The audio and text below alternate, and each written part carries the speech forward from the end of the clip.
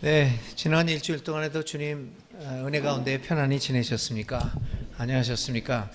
지난주에 사고도 길 걷다가 사고도 당한 교우도 있었고, 또 우리나라에서는 폭우로 인해서 여러분들이 죽고 피해를 입는 안타까운 사건들도 참 많았습니다. 이런 일들이 정말 안 일어났으면 좋겠는데, 우리 살아가는 삶 속에서 이런 일들이 일어날 때마다 우리 믿는 사람들이 같이 마음을 모으고 함께 위로하고 서로 돕는 일들이 많이 발생했으면 좋겠습니다. 저는 오늘 여러분들과 함께 그 유명한 그 성경 구절, 우리 그리스도인들이 가장 좋아하는 성경 구절 중에 하나인 사도행전 3장 6절과 그리고 사도행전 4장 12절에 있는 말씀을 가지고 구원에 대한 마지막 말씀 나누기를 하려고 합니다. 먼저 한 두 분의 종교 단상을 여러분 다 알고 있을 것이라고 생각합니다만은, 종교 단상을 소개함으로써 오늘의 말씀을 시작하려고 합니다. 나는 현세를 경시하는 종교 일반의 사상을 이해할 수가 없다. 육체가 밟고 살아야 할 땅은 지옥이고 하늘 어딘가에 천당이나 극락을 상정하는 것부터가 못마땅하다. 수천 년간을 종교적 절대자의 이름으로 저질러지고 있는 이 어처구니 없는 사륙과 파괴 행위를 보면서 나는 가끔 종교가 없었다면 인간들이 차라리 행복하지 않았을까 하는 생각을 해보고는 한다. 종교는 영혼을 구한다면서도 그 영혼이 깃들어 있는 육체를 얼마나 많이 파괴해 버렸는지. 이 글은 고 리영희 교수의 산문집인 새는 좌우의 날개로 난다라고 하는 그 산문집 종교편에 나오는 글 중에 하나입니다. 차라리 종교가 없었다면 인류의 역사는 어떻게 됐을까요? 또 이런 글도 있습니다. 종교가 없었다면 자살 폭파범도 없고 9.11 테러도 없고 마녀 사냥도, 십자군 전쟁도, 이스라엘과 팔레스타인 사이의 전쟁도, 그리고 머리에 기름을 바르고 번들거리는 양복을 빼입은 채 텔레비전에 나와 순진한 사람들의 돈을 우려내는 복음 전도사들도 없었을 것이다. 리처드 도킨슨의 만들어진 신이라고 하는 책에서 나오는 내용입니다. 도킨슨은 이 책에서 이렇게 얘기합니다. 종교가 인간 사회의 타락을 막는 사회적 순기능을 한다는 믿음이 허구이다 라고 말합니다. 그는 끝없는 전쟁과 편견, 가난, 아동학대와 성차별, 동성애자 박해 등 인간의 존엄성이 만들어진 신 앞에서 어떻게 무너져 갔는지를 그의 책을 통해서 따져 묻습니다. 도킨스는 자살 테러범들은 악행을 저지르는 게 아니라고 말합니다. 우리는 흔히 이 테러범들이나 이런 동성애자, 혐오, 증오 이런 것들이 그 사람들이 악행을 저지른다라고 생각을 하지만 이 도킨스는 그렇게 얘기를 합니다. 그들은 악행을 저지르는 게 아니라고 말합니다. 왜냐하면 그들이 자신들이 갖고 있는 종교의 가르침을 얼마나 잘못 이해했을지 몰라도 자신들은 자신의 종교의 가르침에 따라 정의로운 행동을 한다고 믿고 행동하기 때문에 그들 스스로가 악행을 한다고 말할 수 없다라고 주장합니다. 이어서 그는 질문합니다. 차라리 종교가 없었다면 인류의 삶은 어떻게 달라졌을까? 저는 우리들도 오늘 우리 기독교의 경우에요. 정광훈을 중심으로 한 광화문의 극우 태극기 기독교의 어처구니 없는 행위는 없었을지도 모릅니다. 다이가 가정이지만요. 성소수자를 비롯한 우리 사회의 주회가 더 빨리 이루어지지 않았을까요? 종교가 없었다면 북한을 악마화하여 적개심과 증오를 불러일으키지 않음으로써 남북관계가 훨씬 평화롭게 되고 또 통일에 한 걸음 더 가까이 다가서지 않았을까요?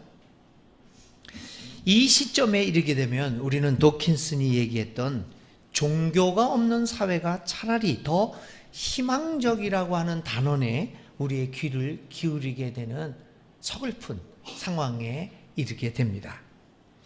여러분, 도대체 기독교를 비롯한 종교에 도대체 무슨 일이 발생하고 있는 것일까요? 그리고 차라리 종교가 없는 세상이 더 좋은 세상일까요? 오늘 이 질문을 가지고 오늘 오직 예수의 이름으로라고 하는 제목의 구원론의 마지막 부분의 말씀을 나누어 보려고 합니다. 세계에는 수많은 종교들이 있습니다. 이름을 알 수 없는 종교도 수없이 있고 어처구니 없다라고 생각하지만 종교는 정말 많습니다. 그런데 이렇게 수많은 종교들은 나름대로 자신들이 믿는 신의 개념을 상정하고 있습니다. 물론 신의 존재를 전제하지 않는 종교도 굉장히 많습니다. 그렇지만 대다수의 종교는 신 개념 위에 자리 잡고 있다고 봐도 과언은 아닐 것입니다. 그런데 이런 신의 존재를 상정하는 대다수의 종교들이 그들의 신에 대하여 가진 생각들이 공통된 생각들이 있습니다. 첫 번째는 절대성입니다. 내가 믿는 신, 내 종교의 신은 절대적이라는 겁니다. 전지전능. 그래서 오늘 우리들이 우리의 믿는 하나님에 대해서 전지하다, 전능하다, 무소부재하다, 뭐 이런 개념들이 다 이러한 절대성에서 기인된다고 볼 수 있습니다. 신은 절대적 존재이며 타협의 가능성이 없고 변하지 않는 존재라는 절대적인 존재라는 것입니다. 근데 생각해 보면 여러분, 신이 절대적이 않고 우리처럼 맨날 경거망동하고 변한다면 누가 믿겠습니까? 어떻게 보면 그 절대성이라는 것은 종교에 있어서 필수 불가결한 그 요소일 겁니다. 이런 절대성을 가지고 신을 상정하고요. 두 번째는 거기서 끝나지 않고 많은 종교들이 자신의 신의 우월성을 이야기합니다. 자신들의 신이 다른 종교의 신보다 뛰어나다는 겁니다. 구약에 보면 뭐 전쟁할 때 뭐 바알을 믿거나 뭐 야훼를 믿거나 우리의 신이 더 뛰어나기 때문에 야훼 신을 믿는 우리가 승리할 것이다. 뭐 이런 생각들을 많이 하죠. 우월성입니다. 힘이 더 세다는 겁니다. 이런 우월성을 근거로 해서 전도가 시작됩니다. 내가 믿는 신이 더 세니까 약한 신을 버리고 더 강한 신에게 와야 한다는 주장이 이 신에 대한 우월성의 개념이라고 합니다. 그런데 결국 이 절대성과 우월성이라고 하는 이 신에 대한 두 가지 요소는 결론적으로 유일성이라고 하는 종교의 특성으로 귀결됩니다. 내가 믿는 신의 절대성과 우월성은 결국 나의 신이 유일하다는 결론으로 우리를 이끌어 갈 것입니다. 그래서 나의 종교만이 유일하게 진리를 갖고 있다라는 결론에 이르게 됩니다. 오늘 우리 기독교 안에서 있는 하나님을 믿고 있는 우리들도 이러한 생각을 다 갖고 있지 않습니까?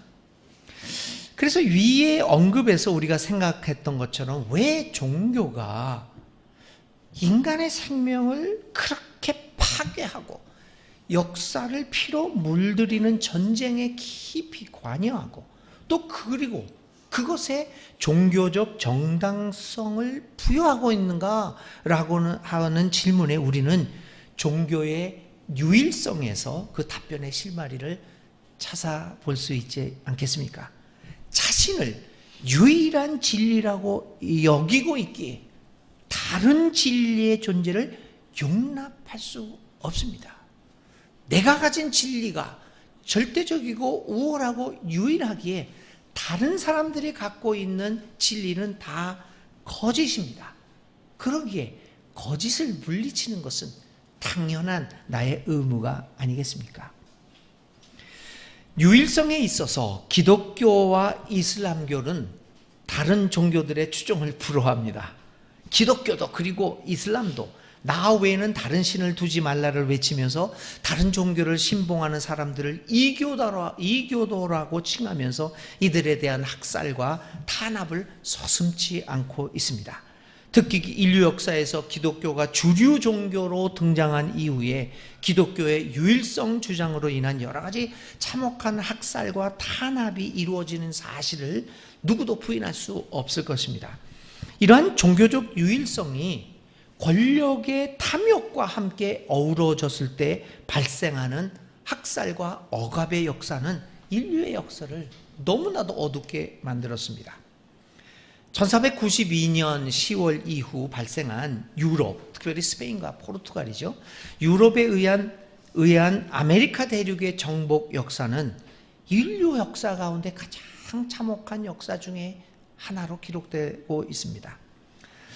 아메리카 대륙에 도착한 스페인과 포르투갈 제국은 가톨릭 교회 신부들을 앞세우면서 정복 전쟁을 시작합니다. 십자가를 앞세우고 뒤에는 총칼을 들고 이제 아메리카 대륙에 상륙합니다.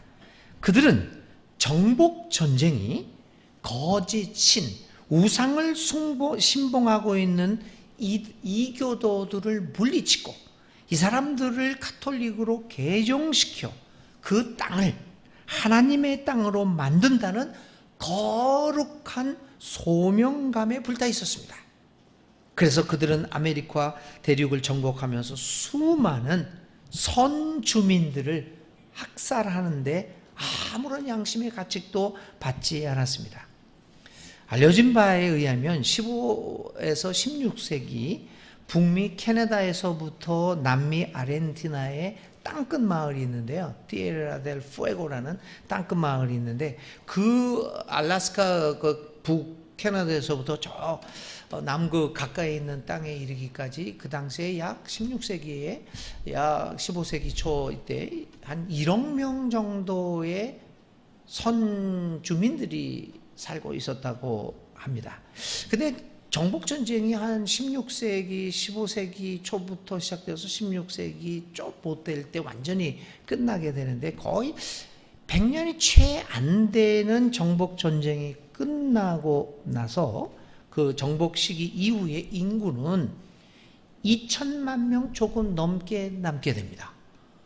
알려진 바에 의하면 북미에서 1,500에서 2천만 명, 남미에서 거의 6천만 명 정도가 학살되거나 병에 걸리거나 이렇게 사라지게 됩니다. 사실 지금 중남미 대륙이나 북미에서 선거주민, 그러니까 소위 우리들이 얘기하는 인디오들은 거의 멸종되었다고 봐도 과언이 아닐 정도입니다. 그런데 이렇게 6천만, 7천만 명이 100년 동안에 학살되었던 이 참혹한 역사가 하나님의 이름, 다시 말하면 기독교의 유일성으로 이루어졌다는 사실을 보면서 오늘 우리 기독교인들은 우리가 믿고 있는 종교의 유일성, 오직 예수의 이름으로라고 하는 이 유일성이 무엇을 의미하는가에 대하여 매우 심각하고 진지하게 돌아보지 않으면 안 되지 않겠습니까? 오직 예수의 이름으로 이 유일성으로 인해서 바로 다른 나라 말도 말고요. 제가 살았던 라틴 아메리카에서 6천, 7천만 명이 무참하게 살해되는 그 역사 앞에서 기독교의 유일성은 도대체 무엇을 의미하는가 물어야 합니다. 각 종교가 자신들이 믿고 있는 신의 유일성에 대하여 강조하는 것에 대하여 우리가 나쁘다 뭐라고 말할 수는 없습니다. 그러나 그 유일성이 이웃 종교를 향한 적대감이나 혐오, 증오, 그리고 다른 사람들에 대한 탄압과 살상과 같은 폭력적인 상황에 이르게 한다면 이건 문제가 아닐 수 없을 것입니다. 오늘 우리 기독교는 다른 종교에 비해서 지나칠 정도의 유일성 강조와 그로 인하여 발생하는 폭력적 행위에 대하여 상당히 관대하거나 용인하는 모습을 보이고 있음도 부인할 수 없을 것입니다. 그리고 이러한 행위를 정당히 하는 가장 중요한 기준이 오직 예수, 우리에게는 예수라는 이름 외에는 주어진 것이 없다라고 하는 베드로의 사도행전 4장 12절이 그 근거를 주고 있습니다.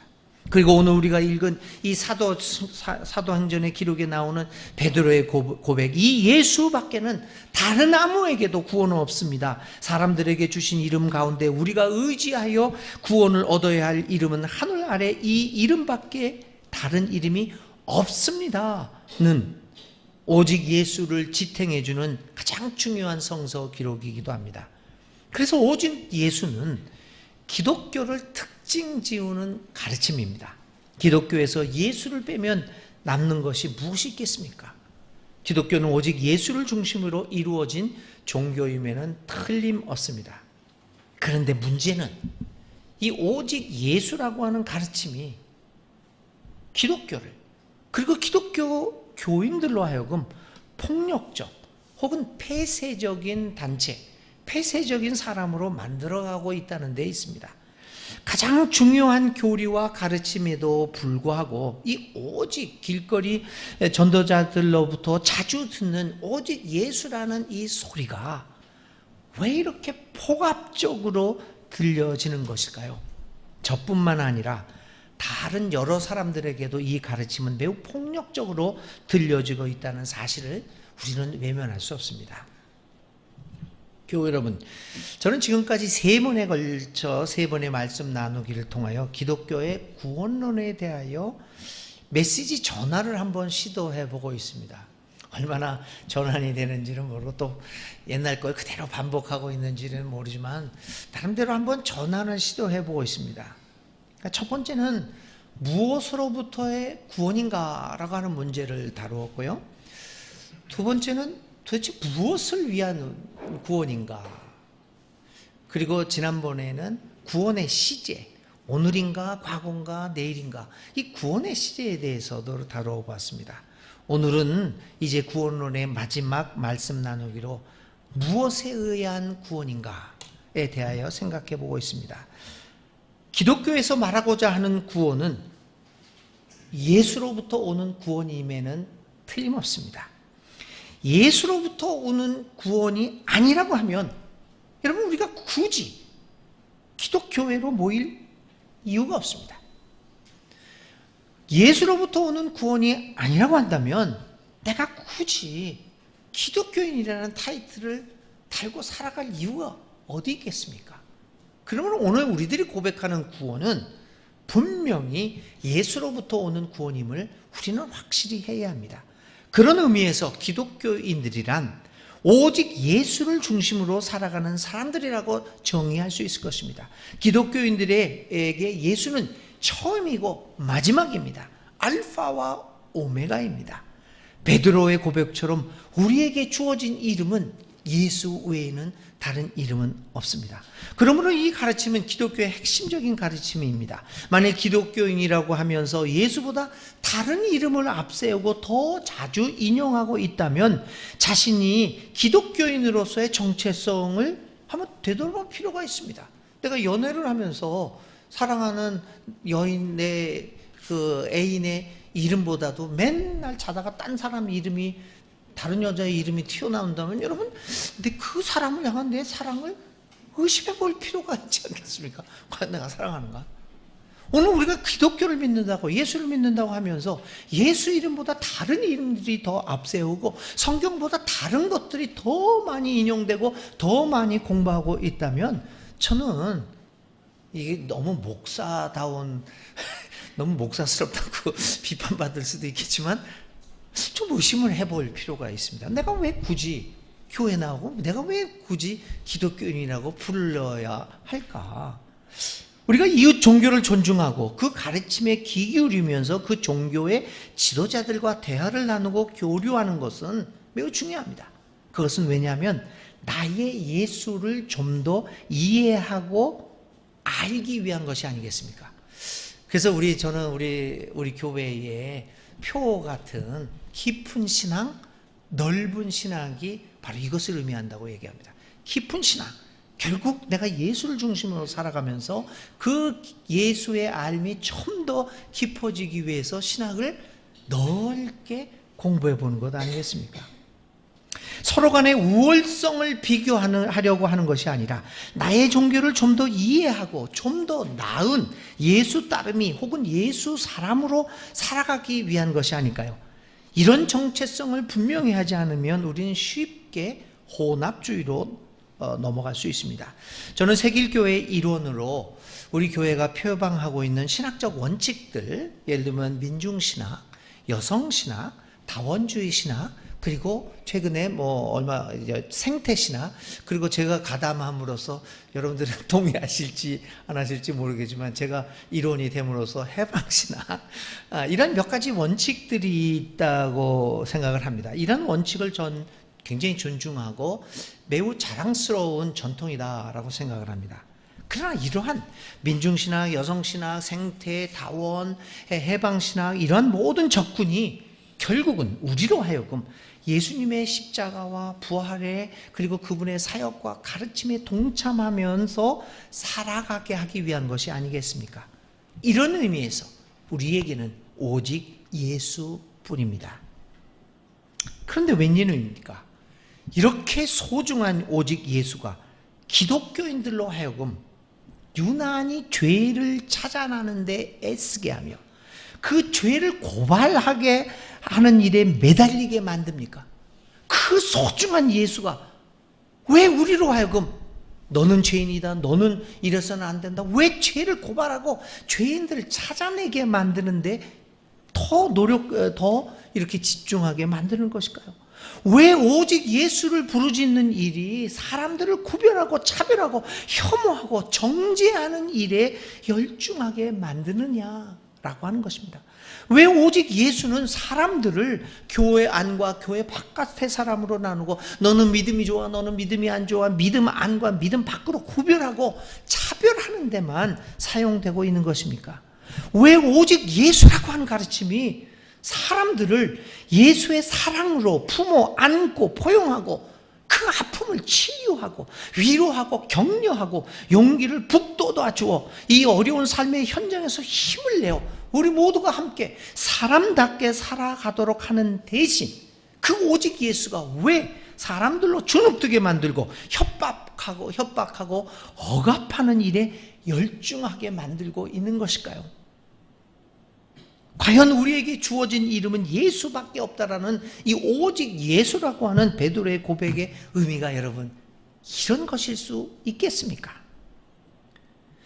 오늘의 성경 본문 4장 사도행전의 기록에 주의를 기울여 봅시다.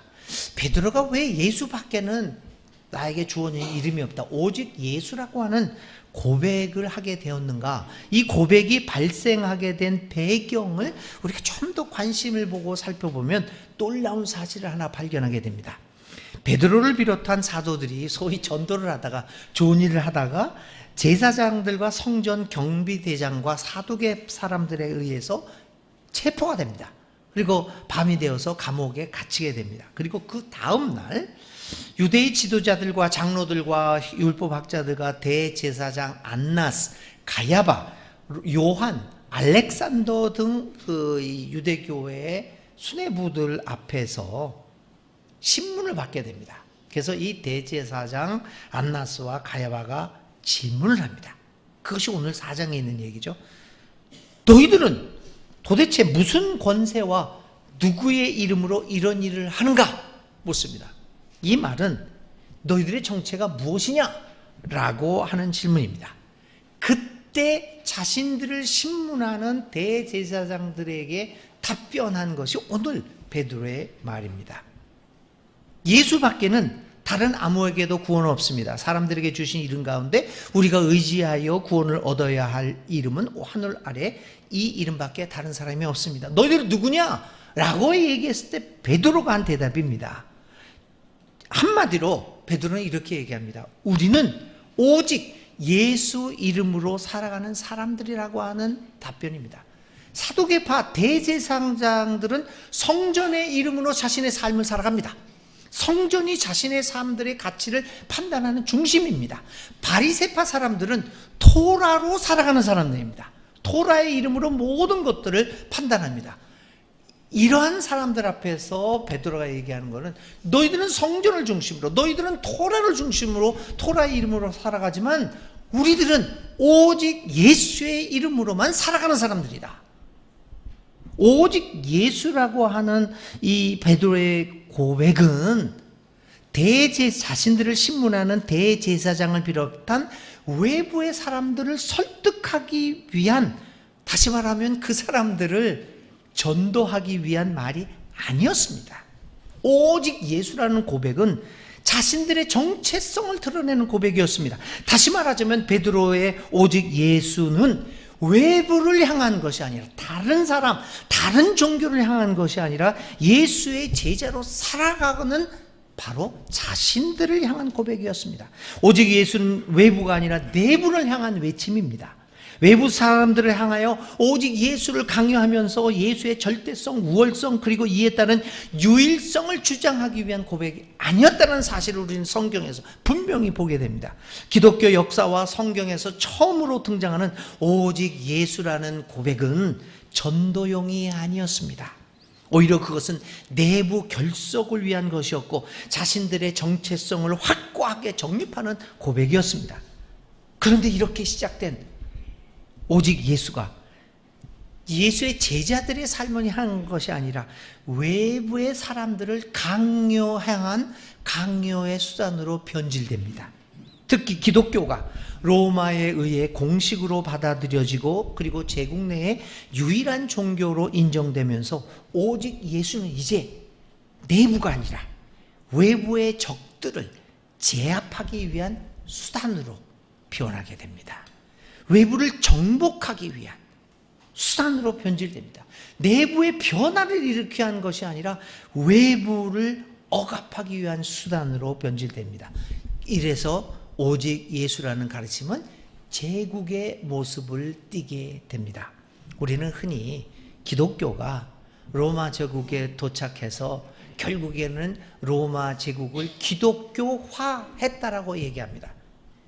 그런데 여러분 달리 그러나 엄밀하게 말하면 제국이 기독교화된 것이 아니라 불행하게도 기독교가 제국화된 것입니다.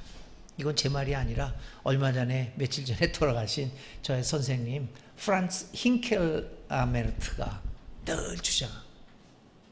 기독교 역사는 불행하게도 거기서 불행한 역사가 시작되었다. 기독교가 제국화됨으로써, 그래서 기독교의 개혁은 바로 그 제국화된 기독교 거기서부터 출발해서 변화가 이루어질 것이다. 우리 선생님은 그렇게 말하고 돌아가셨습니다.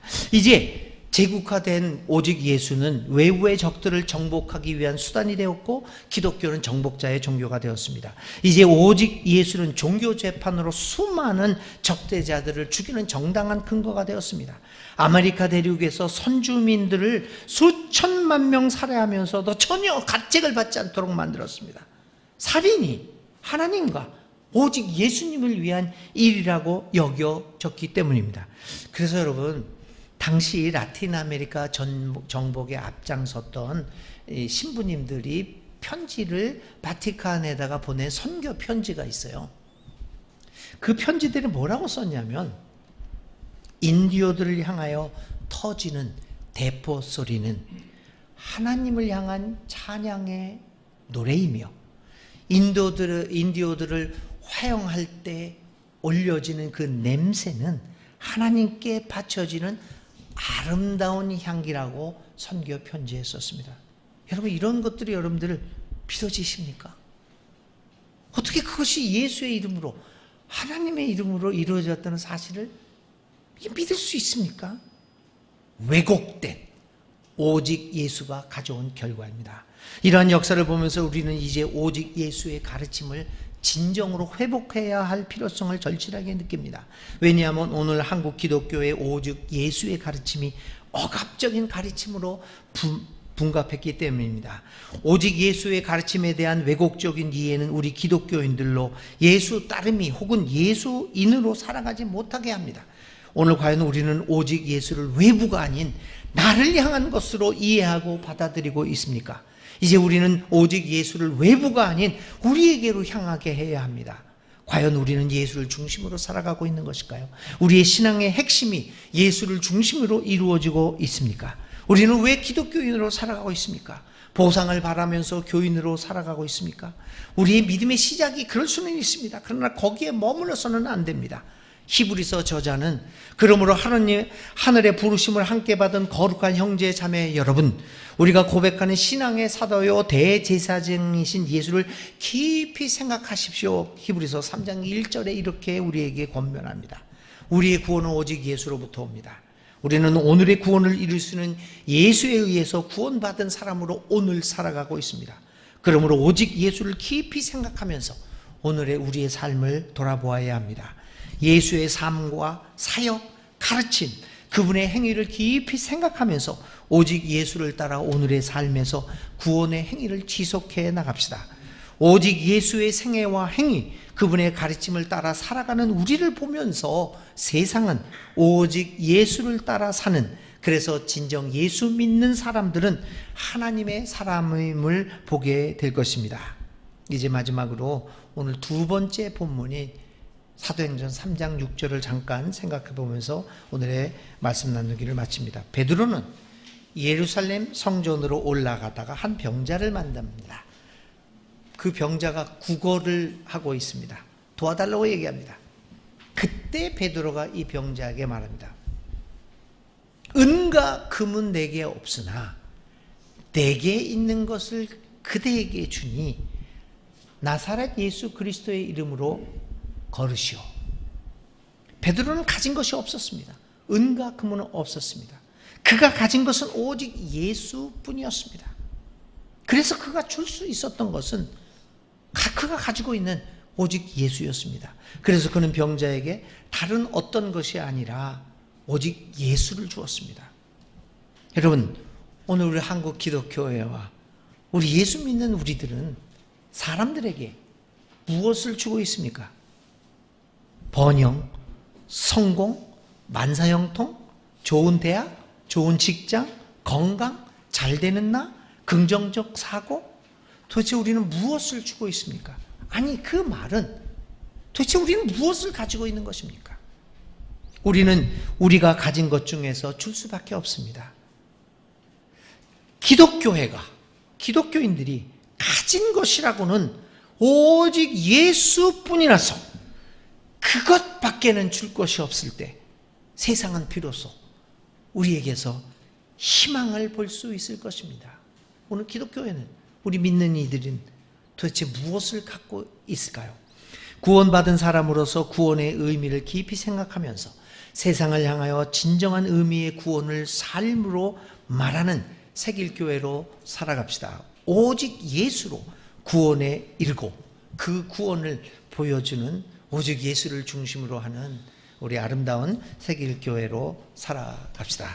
이 말씀을 중심으로 한 30초 동안 잠깐 침묵의 기도를 올립시다.